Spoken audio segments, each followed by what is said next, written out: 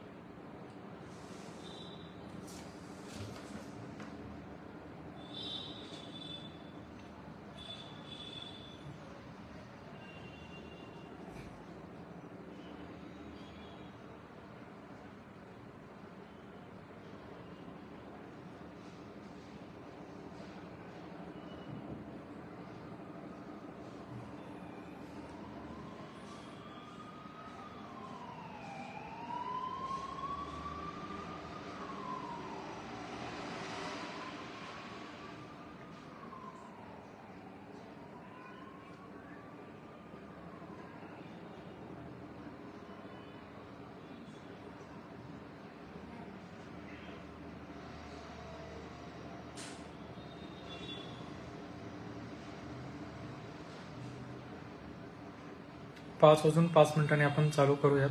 मी वाट बघतोय थोडंसं आणखीन लोकांनी लॉग इन करण्यासाठी.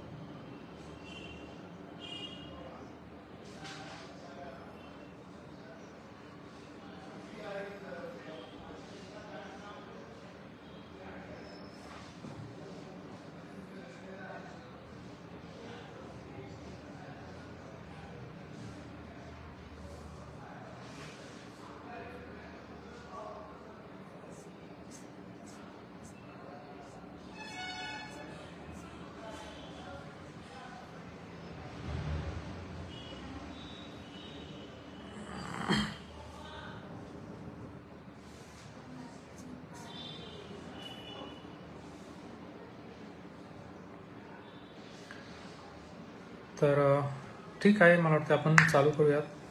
तर नमस्कार, मी doctor Rahul Patil, arthritis and rheumatology centre, Kolhapur. आज आपण एका वेगळ्या प्रकारच्या वाताबद्दल बोलणार आहोत, ज्याला वॅस्क्युलायटिस असं म्हणतात. आता बऱ्याच लोकांसाठी हा एक नवीन शब्द असावा एखाद्या वेळेस, कारण वॅस्क्युलायटिस हा खूप कमी प्रमाणात आढळणारा वात आहे. आणि वाताचे जे आपल्याला सर्वांना माहिती आहे 150 प्रकारचे वात जे आहेत, त्याच्यामध्ये वॅस्क्युलायटिस हा एक असा प्रकार आहे ज्याच्यात साधारण 10 ते 15 प्रकारच्या वातांचा समावेश आहे. तर मुळात वात, जसं आपल्याला सर्वांनाच माहिती आहे, वात म्हणजे नेमकं आपल्याच रोगप्रतिकारक शक्ती जी आहे ती आपल्या नॉर्मल पेशींच्या विरोधात काम करते. याला आपण वात म्हणतो, यालाच आपण ऑटो इम्युन कंडिशन असं म्हणतो. तर नेमकं वॅस्क्युलायटिसमध्ये काय होतं, तर वॅस्क्युलायटिसमध्ये जे आपल्या नॉर्मल पेशी असते ती म्हणजे आपल्या रक्तवाहिन्यांमधल्या सर्व पेशी. तर वात जेव्हा आपल्या रक्तवाहिन्यांमध्ये दोष करतो किंवा रक्तवाहिन्यांवरती त्याचा परिणाम होतो, त्यावेळेस त्याला आपण वॅस्क्युलायटिस असं म्हणतो. तर हा जो वात आहे, हा रक्तवाहिन्या ज्या आपल्या आहेत त्याच्यामध्ये आर्टरीज ज्या रक्त हार्टपासून आपल्या बाकीच्या अवयवांकडे घेऊन जातात, या रक्तवाहिन्यांमध्ये होऊ शकतो. वेन्स, जे बाकीच्या वेन्स नावाच्या ज्या रक्तवाहिन्या आहेत त्या आपल्या शरीरातून सगळं ब्लड जे आहे ते आपल्या हृदयाकडे घेऊन जातात, त्याच्यामध्ये होऊ शकतं. किंवा आणखीन लहान छोट्या रक्तवाहिन्या असतात ज्याच्यामध्ये कॅपिलरीज, व्हेन्युल्स अशा प्रकारच्या छोट्या छोट्या ज्या काही रक्तवाहिन्या आहेत त्याच्यामध्ये देखील हे आपल्याला व्हॅस्क्युलायटिसचे चेंजेस दिसू शकतात. तर व्हॅस्क्युलायटिसचं कुणामध्ये होऊ शकतं? तर हे जे उत्तर आहे, तर व्हॅस्क्युलायटिस हा जो काही प्रकार आहे हा कुठल्याही वयोगटात होण्याची शक्यता राहू शकते. म्हणजेच अगदी लहान वयामध्ये सुद्धा, मुलांमध्ये सुद्धा, मुलींमध्ये सुद्धा हा व्हॅस्क्युलायटिसचा वाद होऊ शकतो. आता त्याची जी काही लक्षणं आहेत ती याच्यावरती अवलंबून असतात की कुठल्या प्रकारच्या अवयवांमध्ये त्याचा परिणाम झालेला आहे किंवा रक्तवाहिन्या कुठल्या अवयवांना सप्लाय करणाऱ्या आहेत, त्याप्रमाणे याची आपल्याला लक्षणं बघायला मिळतात. आणि याचं जे काही प्रमाण आहे व्हॅस्क्युलायटिसचं, ते जर आपण भारताचा विचार केला तर साधारण 1 ते 2 पेशंट्स आपल्याला 50,000 पॉप्युलेशनच्या मागे 1 ते 2 पेशंट्समध्ये व्हॅस्क्युलायटिस हा वाद होऊ शकतो. म्हणजे इतक्या कमी प्रमाणात त्याचं आपल्याला प्रमाण बघायला मिळतं. आता कोणकोणत्या अवयवांना याची लागण होऊ शकते? तर सगळ्यात महत्त्वाचं म्हणजे हार्टमध्ये याचा त्रास होऊ शकतो, ब्रेनच्या रक्तवाहिन्यांमध्ये होऊ शकतं, किडनीच्या रक्तवाहिन्यांमध्ये होऊ शकतं, लंग्सच्या रक्तवाहिन्या म्हणजे फुफ्फुसांच्या रक्तवाहिन्यांमध्ये होऊ शकतं. त्याच्यानंतर डोळ्यांना रक्तपुरवठा करणाऱ्या रक्तवाहिन्यांमध्ये होऊ शकतं. आणखी स्किनच्या रिलेटेड जे काही रक्तवाहिन्या आहेत त्याच्यामध्ये होऊ शकतं. तर ऑलमोस्ट आपल्या शरीरातल्या सर्व ऑर्गन्सना याचा जे काही अवयव आहेत त्या सगळ्याच अवयवांमध्ये याचा त्रास आपल्याला दिसू शकतो. तर व्हॅस्क्युलायटिसचे पण बरेचसेच प्रकार आहेत. जे मी मगाशी तुम्हाला म्हटलं 10 ते 15 प्रकारचे व्हॅस्क्युलायटिसचे प्रकार आहेत. तर ते रक्तवाहिनीचा साईज किती आहे, किती मोठी रक्तवाहिनी आहे त्याच्यावरती त्याचं वर्गीकरण केलेलं आहे. तर व्हॅस्क्युलायटिसमध्ये लार्ज वेसल, मीडियम वेसल आणि स्मॉल वेसल अशा 3 प्रकारच्या व्हॅस्क्युलायटिसचं आपण एक वर्गीकरण आहे, जे की ब्रॉड त्याच्यामध्ये क्लासिफिकेशन आपण म्हणणार. आणि त्यामध्ये परत लार्ज वेसल व्हॅस्क्युलायटिसमध्ये पुन्हा प्रकार आहेत, मीडियम वेसलमध्ये आणि स्मॉल वेसलमध्ये आणखीन बरेचसेच प्रकार आहेत. मी त्या डिटेल्समध्ये ऍक्च्युली आता जाणार नाहीये, कारण फक्त मी त्याची नावं तुम्हाला फक्त सांगतो की काय काय त्याच्यामध्ये असू शकतं. तर लार्ज वेसल व्हॅस्क्युलायटिसमध्ये आपल्याला टाकायासोस डिसीज किंवा जायंट सेल आर्थरायटिस, तर ह्या 2 प्रकारच्या वातांचा त्याच्यामध्ये समावेश आहे. आता या वातांना ऍक्च्युली मराठीमध्ये असं काही वर्णन नाहीये, त्यामुळे मी तुम्हाला मराठीमध्ये असं काही त्याच्यामध्ये सांगू शकत नाही. पण ही जी काही वर्णन आहे याचं इंग्लिश शब्द सगळे आहेत. त्याच्यानंतर मीडियम वेसल व्हॅस्क्युलायटिसमध्ये पॉलीआर्थरायटिस पॅन म्हणून आहे, पॉलीआर्थरायटिस नोडोसा. तर हे एक प्रकारचा एक व्हॅस्क्युलायटिस आहे जो मीडियम वेसल म्हणजे मध्यम स्वरूपाच्या रक्तवाहिन्यांमध्ये त्याचा इफेक्ट होतो. आणि कावासाकीज डिसीज जो आहे तो जनरली आपल्याला लहान मुलांमध्ये बघायला मिळतो. त्याच्यानंतर स्मॉल वेसल व्हॅस्क्युलायटिसमध्ये आणखीन 2 वर्गीकरण आहेत. एक अँका असोसिएटेड व्हॅस्क्युलायटिस किंवा इम्युन कॉम्प्लेक्स असोसिएटेड. तर त्याच्यामध्ये अँका असोसिएटेडमध्ये येतं मायक्रोस्कोपिक पॉलीअँजायटिस, त्याच्यानंतर ग्रॅन्युलोमॅटोसिस विथ पॉलीअँजायटिस आणि इओसिनोफिलिक ग्रॅन्युलोमॅटोसिस विथ पॉलीअँजायटिस. शब्द थोडेसे अवघड आहेत, पण फक्त तुम्हाला एक माहिती असण्यासाठी मी याचं सगळ्यांचं तुम्हाला एक नावं सांगत आहे व्हॅस्क्युलायटिसची. त्याच्यानंतर येतं इम्युन मेडिएटेड व्हॅस्क्युलायटिसमध्ये जे स्मॉल वेसल चाच प्रकार आहेत. त्याच्यामध्ये क्रायोग्लोब्युलिनेमिक व्हॅस्क्युलायटिस हा एक प्रकार आहे, IgA व्हॅस्क्युलायटिस एक आहे, हायपोकॉम्प्लिमेंटेमिक व्हॅस्क्युलायटिस आणि बॅशेट्स आणि कोगन्स हे एक 2 प्रकार आहेत. हे व्हेरिएबल व्हॅस्क्युलायटिस, व्हेरिएबल वेसल व्हॅस्क्युलायटिस याला म्हणतो आपण. म्हणजे या व्हॅस्क्युलायटिसच्या प्रकारांमध्ये आपल्याला सर्व प्रकारच्या रक्तवाहिन्यांचा समावेश दिसू शकतो, म्हणजे लार्ज, मीडियम किंवा स्मॉल वेसल. तर जसं आपण मगाशीच म्हटलं की व्हॅस्क्युलायटिसची जी काही लक्षणं आहेत ती कोणत्या प्रकारच्या किंवा कोणत्या अवयवाला त्याचा परिणाम आहे त्याप्रमाणे ते दिसू शकतात. तर मी आता एक फक्त ब्रीफली म्हणजे सर्व प्रकारचे जे काही आपल्याला लक्षणं दिसू शकतात त्याच्याबद्दल एक ब्रीफ तुम्हाला सर्वच लक्षणं तुम्हाला मी ऐकून वाचून म्हणजे सांगतो की त्याच्यामध्ये तुम्हाला लक्षात येईल की यातली तुम्हाला काही लक्षणं असतील तर निश्चित तुम्हाला एक रुमॅटॉलॉजिस्टचं ओपिनियन घेणं आवश्यक आहे. तर त्यामध्ये सर्वात महत्त्वाचं म्हणजे वारंवार येणारा ताप, त्याच्यानंतर वजन कमी होणे, त्याच्यानंतर भूक न लागणे, त्याच्यानंतर आर्थरायटिस म्हणजे सांधेदुखी असू शकते. तर ही जी आहेत ही सिस्टमिक म्हणजे महत्वाची त्यातली 4 लक्षणं आहेत की कोणत्याही प्रकारच्या व्हॅस्क्युलायटिसमध्ये आपल्याला मिळू शकतात. काही वेळेला मसल पेन हे देखील त्याच्यामध्ये राहू शकतं. स्किन रिलेटेड त्याच्यामध्ये परत जेव्हा रक्तवाहिन्या इन्व्हॉल्व्ह होतात तर स्किन रिलेटेड आपल्याला त्याच्यामध्ये त्रास दिसू शकतो. त्याच्यामध्ये स्किन रॅश येऊ शकते, विशेषतः पायावरती येऊ शकते किंवा पूर्ण आपल्या शरीरावरती येऊ शकते. काही वेळेला चेहऱ्यावरती येऊ शकते. काही वेळेला पॅप्युल्स येऊ शकतात किंवा परफ्युरा नावाचे जे काही स्किन लिजन्स असतात. अशा प्रकारचे आपल्याला रेड कलरच्या स्किन रॅश हे बऱ्याचदा आपल्याला स्किनवरती दिसू शकतात. मग ते शरीरामध्ये कुठल्याही भागावरती असू शकतात. त्याच्यानंतर पोटाचे जे काही तक्रारी आहेत त्याच्यामध्ये काही वेळेला तोंडामध्ये वारंवार अल्सर्स येणे, तोंड येणे जे आपण म्हणतो, किंवा पोटदुखीची तक्रार, त्याच्यानंतर पोट बिघडणे, काही वेळेला लूज मोशन्स होतात. तर हे अशा प्रकारचे जे काही पोटाच्या तक्रारी आहेत, व्हॉमिटिंग, उलट्या वगैरे होणे, तर ह्या आपल्याला जे पोटाचे जे काही व्हॅस्क्युलायटिस, पोटामध्ये जे काही रक्तवाहिन्या सप्लाय करतात अशा प्रकारच्या व्हॅस्क्युलायटिसमध्ये दिसू शकतात. काही लंग्स रिलेटेड जे काही व्हॅस्क्युलायटिस आहेत त्याच्यामध्ये खोकला जो आहे, कफ, त्याच्यानंतर बडक्यामधून काही वेळेला रक्त पडणे, धाप लागणे, छातीत दुखणे, तर ह्या ज्या काही तक्रारी आहेत ह्या लंग्स रिलेटेड आपल्याला तक्रारी दिसू शकतात. त्याच्यानंतर कान, नाक, घसा हे जे काही आहे, आता काही प्रकार व्हॅस्क्युलायटिसचे असे आहेत ज्याच्यामध्ये कान, नाक, घशाच्या आपल्याला तक्रारी मिळू शकतात. तर त्याच्यामध्ये काय आपल्याला सर्दी होणे सारखी, त्याच्यानंतर काही वेळेला ऐकायला कमी येणे, काही वेळेला आपल्या नाकाचा शेप, काही व्हॅस्क्युलायटिसचे प्रकार असे आहेत की नाकाचा शेप त्याच्यामध्ये बदलू शकतो. क्रस्टिंग सायनोसायटिस म्हणतो आपण त्याला, तर त्याच्यामध्ये नाकाचा शेप बदलण्याची शक्यता असते. काही वेळेला नाकामधून रक्त येणे. तर ही जी काही लक्षणं आहेत ही पण काही प्रकार व्हॅस्क्युलायटिसचे आहेत त्याच्यामध्ये आपल्याला दिसू शकतात. कार्डियक रिलेटेड जे आहे ते छातीमध्ये दुखणे, चेस्ट पेन असेल किंवा धाप लागणे चालल्यानंतर, ही जी काही लक्षणं आहेत. आणि रक्तवाहिन्या म्हणजे जेव्हा नर्व्सला सप्लाय करणाऱ्या ब्लड वेसल्सला जेव्हा अफेक्ट करतो तेव्हा हातापायामध्ये मुंग्या येणे, हातपाय सुंद पडणे किंवा हातापायामधलं सेन्सेशन म्हणजे कमी जाणवणे, हातापायांना गार गरम अशा प्रकारचे जे काही संवेदना आहेत त्या कमी जाणवणे. तर अशा प्रकारचे आपल्याला वेगवेगळी लक्षणं याच्यामध्ये दिसू शकतात. त्यामुळे लक्षण हे व्हॅस्क्युलायटिस म्हणजे रक्तवाहिन्या कुठल्या अवयवाला सप्लाय करतात आणि कुठल्या रक्तवाहिन्यांना याची लागण झालेली आहे त्याच्यावरती हे सर्व लक्षणं आहेत. काही पेशंट्सना ज्यांना डोळ्यांच्या रक्तवाहिन्यांमध्ये त्रास होतो त्यांना दिसायला कमी होणे किंवा अंधुक दिसणे, हे जे काही तक्रारी आहेत तर दिसण्यावरती सुद्धा याचा बराचसाच परिणाम होऊ शकतो.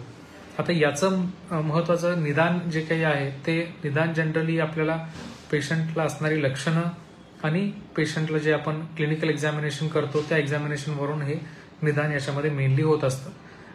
ज्या टेस्ट ह्याच्यामध्ये इन्क्लुडेड असतात त्या टेस्टमध्ये काही रक्ताच्या टेस्ट आहेत ज्या की खूप स्पेसिफिक आहेत. काही पेशंट्समध्ये आपल्याला सिटी स्कॅन किंवा MRI सारख्या गोष्टी करायला लागू शकतात. जसं की CT एन्जिओ आपल्याला माहिती आहे, CT एन्जिओग्राम आपल्याला करायला लागू शकतो रक्तवाहिन्यांमध्ये दोष कुठे आहे काय आहे बघण्याकरता. काही वेळेला हार्ट रिलेटेड जे काही तक्रारी असतात त्याच्यामध्ये आपल्याला कोरोनरी एन्जिओग्राफी जे आपण म्हणतो तर एन्जिओग्राफी देखील करायला लागू शकते, ज्याच्यावरून आपल्याला रक्तवाहिन्यांमधला प्रॉब्लेम, हृदयाला सप्लाय करणाऱ्या रक्तवाहिन्यांमधला प्रॉब्लेम दिसू शकतो. तर अशा प्रकारे कुठल्या अवयवाला जसं लक्षणं ज्या प्रकारची आहेत त्या प्रकारचे आपल्याला टेस्ट त्याच्यावरून आपल्याला ठरतात. काही वेळेला बायोप्सी सुद्धा आपल्याला करायला लागू शकते ज्या अवयवामध्ये त्रास आहे, जसं की स्किन बायोप्सी ही खूप कॉमनली आपल्याला व्हॅस्क्युलायटिसमध्ये करायला लागते. तर हे जे काही आहेत ही सर्व त्याची निदानासाठी लागणाऱ्या टेस्ट आहेत. आता सर्वात महत्वाचं म्हणजे आता त्याची ट्रीटमेंट. तर ट्रीटमेंट हा जो काही भाग आहे हा खूप लांब चालणारी ट्रीटमेंट याच्यामध्ये लागते, कारण व्हॅस्क्युलायटिस हा एक असा आजार आहे जो थोडासा दीर्घकाळ चालणारा आहे. त्याच्यासाठी लागणारी ट्रीटमेंट सुद्धा बराच वेळ आपल्याला घ्यायला लागू शकते. पण आज आपल्याकडे खूप चांगले मेडिसिन्स आहेत ज्याच्याने आपण वाताला खूप चांगल्या प्रकारे कंट्रोलमध्ये ठेवू शकतो आणि पेशंटला त्यांचं दैनंदिन सर्व व्यवस्थित चालू ठेवता येऊ शकतं. अशा पद्धतीचे आपल्याला बरेचसेच त्याच्यामध्ये औषधं आज उपलब्ध आहेत. तर औषधांची मी फक्त एक 3-4 औषधांची जी महत्वाची औषधं आहेत त्याची फक्त एक तुम्हाला माहिती देतो. आणि तर कॉर्टिकोस्टेरॉइड्स, जे स्टेरॉइड्स आपण म्हणतो, तर स्टेरॉइड्स हे जनरली पेशंट्सना किंवा एक समाजामध्ये जो काही एक स्टेरॉइड्स बद्दलचा समज जी आहे तर ती स्टिरॉइड्स म्हणजे काहीतरी खराब गोष्ट आहे असं एक जनरल पब्लिकमध्ये त्याचं एक समज आहे. पण स्टिरॉइड हे खूप फायद्याचे औषधं आहेत. जर योग्य पेशंट्समध्ये आणि योग्य कालावधीसाठी योग्य डोसमध्ये जर त्याचा वापर केला तर स्टिरॉइड्स हे भरपूर आपल्याला फायदा देऊ शकतात आणि दुष्परिणामाची शक्यता देखील बरीचशीच कमी राहते. तर स्टिरॉइड्स हे एक सर्वात महत्त्वाचं त्यातलं औषध आहे. त्याच्यानंतर मिथोट्रिक्सेट नावाचं एक औषध असतं, ते देखील खूप महत्त्वाचं औषध आहे. ॲझाथायोप्रिन आणखीन एक जे औषध आहे. त्याच्यानंतर सायक्लोफॉस्फामाइड नावाचं एक औषध आहे, ते देखील खूप याच्यामध्ये कामी येतं. आणि काही पेशंट्समध्ये रिटुक्झिमॅब नावाचं एक औषध राहतं जे की इंजेक्शन्स असतात. सायक्लोफॉस्फामाइड सुद्धा एक इंजेक्शन आहे. तर ही अशा प्रकारची बरीचशी त्याच्यामध्ये आज औषधं आपल्याकडे अवेलेबल आहेत जी भरपूर त्याच्यामध्ये चांगला आपल्याला फरक देतात आणि त्रास देखील कमी होऊन जातो. आणि विथ टाइम जसा त्रास कमी होईल औषधांमध्ये पण आपल्याला हळूहळू कमी करणं शक्य होऊ शकतं. तर मला वाटतं बेसिक माहिती जी वॅस्क्युलायटिसबद्दलची होती ती बऱ्यापैकी मी देण्याचा प्रयत्न केलेला आहे. तर अशा प्रकारची जर कुणालाही काही लक्षणं असतील तर त्यांनी आपल्या जवळच्या रुमॅटॉलॉजिस्टची भेट करणं अत्यंत गरजेचं आहे. आणि आता पुढचे 10 मिनिटं आपण हा टॉपिक एक डिस्कशनसाठी ठेवूया. तर तुम्हाला कुणाला काही सुद्धा प्रश्न असतील वॅस्क्युलायटिसबद्दलचे तर तुम्ही कॉमेंट सेक्शनमध्ये विचारू शकता. मी जेवढे काही शक्य आहे तेवढे सर्वांना त्याच्यावरती रिप्लाय इथंच म्हणजे करण्याचा प्रयत्न करतो.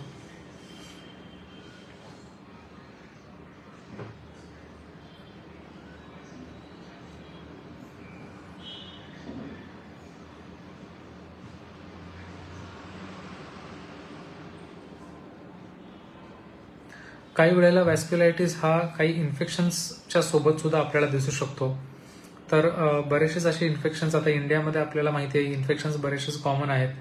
तर बरेचसेच असे इन्फेक्शन आहेत जसं की सिफिलिस किंवा ट्युबरक्युलोसिस TB जे आपण म्हणतो. तर यासुद्धा काही इन्फेक्शन्समध्ये आपल्याला पेशंट्सना वॅस्क्युलायटिस होऊ शकतं. त्याच्यानंतर hepatitis B virus, hepatitis C virus हे जे काही व्हायरसेस आहेत तर यासुद्धा इन्फेक्शन्समुळे आपल्याला पेशंट्समध्ये वॅस्क्युलायटिस बघायला मिळू शकतं. काही ड्रग्ज रिलेटेड म्हणजे औषधांमुळे देखील वॅस्क्युलायटिस होऊ शकतं. त्याच्यामध्ये हायड्रोलाझिन नावाचं एक औषध असतं, प्रोपाइलथायोरेसिल नावाचं आणखीन एक औषध, म्हणजे अशी बरीचशी त्याच्यामध्ये लिस्ट आहे. ही एक कॉमन औषधं आपण फक्त त्याच्यामध्ये सांगतोय. काही वेळेला वॅस्क्युलायटिस हा सेकंडरी म्हणजे मूळ आजाराच्या सोबत सुद्धा दिसू शकतो. तर मूळ आजार त्याच्यामध्ये संधिवात असू शकतो ज्याला आपण रुमॅटॉइड आर्थरायटिस म्हणतो. त्याच्यानंतर SLE म्हणजे लुपस नावाचा जो काही आजार आहे त्याच्यामध्ये देखील आपल्याला वॅस्क्युलायटिस काही कालावधीनंतर दिसू शकतं. शोग्रन सिंड्रोम आणखीन एक नावाचा रुमॅटिक कंडिशन आहे, वाताचा प्रकार आहे, त्याच्यामध्ये देखील आपल्याला वॅस्क्युलायटिस दिसू शकतं. तर असं वॅस्क्युलायटिस बेसिकली इन्फेक्शन रिलेटेड किंवा सेकंडरी असू शकतं कुठल्याही आजारामध्ये मूळ वाताच्या प्रकारामुळे.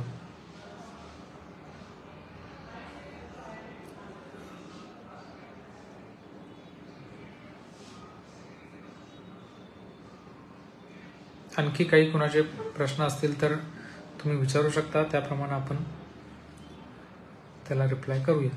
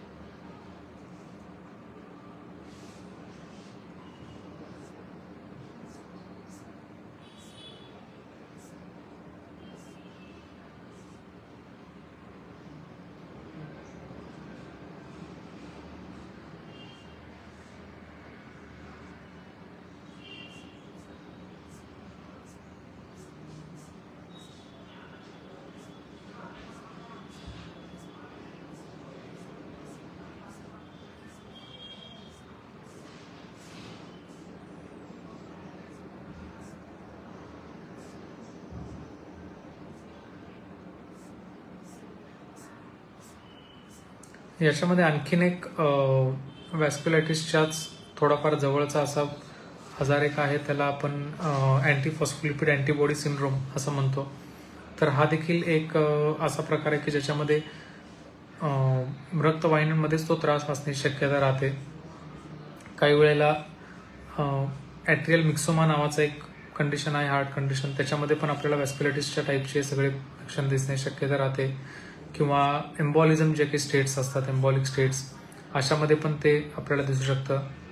त्याच्यानंतर बॅक्टेरियल इन्फेक्शन्स, जसं आपण मगाशीच म्हटलं की इन्फेक्शन्स असतील. इन्फेक्टिव्ह एंडोकार्डायटिस ही एक हार्टची कंडिशन आहे ज्याच्यामध्ये आपल्याला व्हॅस्क्युलायटिस सारखे लक्षण दिसण्याची शक्यता राहते.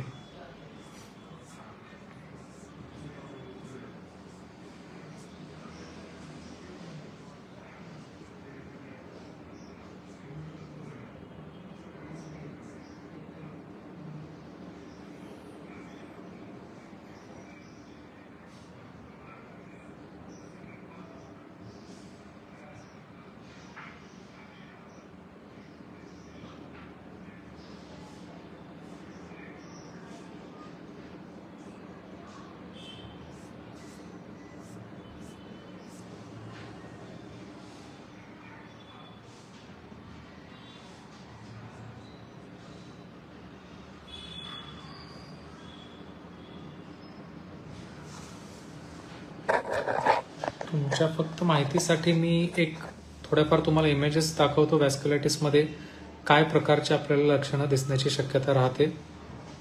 तर ॲक्च्युली ते माझ्या लॅपटॉपवरती आहे, तर मी तुम्हाला फक्त ते इमेजेस दाखवण्याचा प्रयत्न करतो. तर हे जे मी मगाशी म्हटलं की सॅडल नोज डिफॉर्मिटी, तर ही आपल्याला वेगनर्स ग्रॅन्युलोमॅटोसिस ह्या स्मॉल वेसल व्हॅस्क्युलायटिसमध्ये दिसू शकते. अशा प्रकारचे आपल्याला स्किन लिजन्स व्हॅस्क्युलायटिसमध्ये काही वेळेला दिसू शकतात. हे लंग रिलेटेड जे काही वेजनर्स ग्रॅन्युलोमॅटोसिस किंवा ग्रॅन्युलोमॅटोसिस विथ पॉलिअँजायटिस ही जी काही कंडिशन आहे, तर अशा याच्यामध्ये ग्रॅन्युलोमा आपल्याला सिटी स्कॅनवरती दिसू शकतो, जो की आपल्याला फुफ्फुसांमध्ये सिटी स्कॅनवरती हे दिसू शकतं. आता ही एक जी रॅश आहे पायावरती, ही पण बरीचशीच कॉमन आहे. ही पण स्मॉल वेसल व्हॅस्क्युलायटिसमध्ये आपल्याला दिसू शकते, ज्याच्यामध्ये दोन्ही पायांवरती आपल्याला लक्षात येत आहे की रॅश आहे. जे पोटाचे किंवा आतड्यांचे जे काही व्हॅस्क्युलायटिस आहे त्याच्यामध्ये आपल्याला असं त्या आतड्यांना अफेक्ट झालेलं आपल्याला दिसू शकतं. पायावरची ही जी काही रॅश आहे, अशी रॅश व्हॅस्क्युलायटिसमध्ये खूप कॉमनली आपल्याला बघायला मिळते.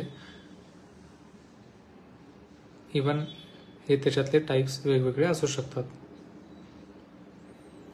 ज्यांना इन्फेक्टिव्ह केसेस असतात त्या पेशंट्समध्ये देखील हे अशा प्रकारचे लिजन्स आपल्याला दिसू शकतात, स्किन लिजन्स. आणि हे देखील तुम्ही बघू शकता बोटाच्या जस्ट बाजूला.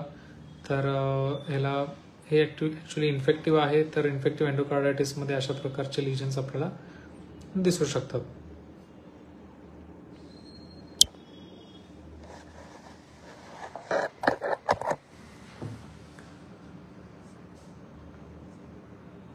तर मला वाटतं बऱ्यापैकी माहिती आपण त्याच्यामध्ये देण्याचा प्रयत्न केलेला आहे. ॲक्च्युली व्हॅस्क्युलायटिस हा खूपच मोठा टॉपिक आहे, त्यामुळं हे 15-20 मिनिटाचं सेशन मी फक्त तुम्हाला मेन याच्यातल्या काय काय गोष्टी असू शकतात किंवा काय लक्षणं असल्यानंतर तुम्हाला रुमॅटॉलॉजिस्टची भेट करणं गरजेचं आहे हेच हायलाईट करण्याच्या दृष्टीनं हा केलेला होता.